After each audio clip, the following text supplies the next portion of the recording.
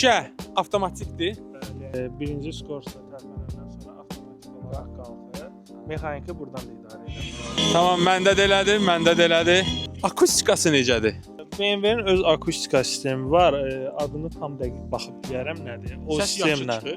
bəli, ideal vəziyyətdə. Ha, Honda Go-Wing-də də akustika çox gözəl çıxır ha. Qəşəng səsi çıxır, gür çıxır. Tamam, sonra bak həcmi nə qədərdir? Bak həcmi 26.5 litr. Ha, Honda-da 21 litr. Honda-da azdır. Yaxşı, 100-ə nə qədər yandırır?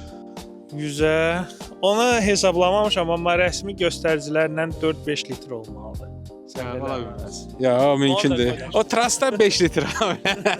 Şəhərçi biraz çoxdur. Şəhərçi 10 litr. Bu 6 silindr deyə bu içir. Məndə deməli tam 21 litr bakla rayona getsəm 400 kilometr gedə bilirəm. 400-450. Ha, məndə Apple CarPlay var. Orada mən uduzdum.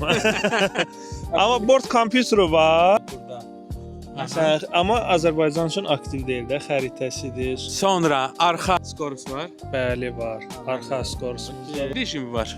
Sürüş rejimləri deməli dinamik, road, rain 3 rejimdir.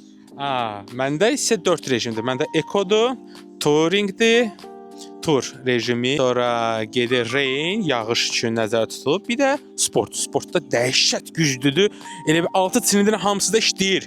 Səsi də dəyişir məndə. Yəni BMW Eco rejim BMW Eco rejim yaraşmır, düz deyirsən. Tamam. Sonra bu nədir? Bu nədir? Bu board kompüteri çıxartmaq üçündür burada. Interkomu qoşa bilirəm öz monitoruma. Çünki onu qoşmasam Apple CarPlay işləmir. Bax, Honda-da bu xəstəliyi var.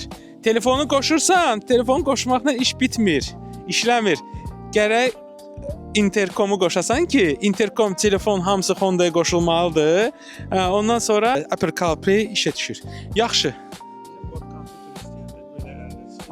Bu BMW-nin özüdür. Motorrad. Nə gözəl.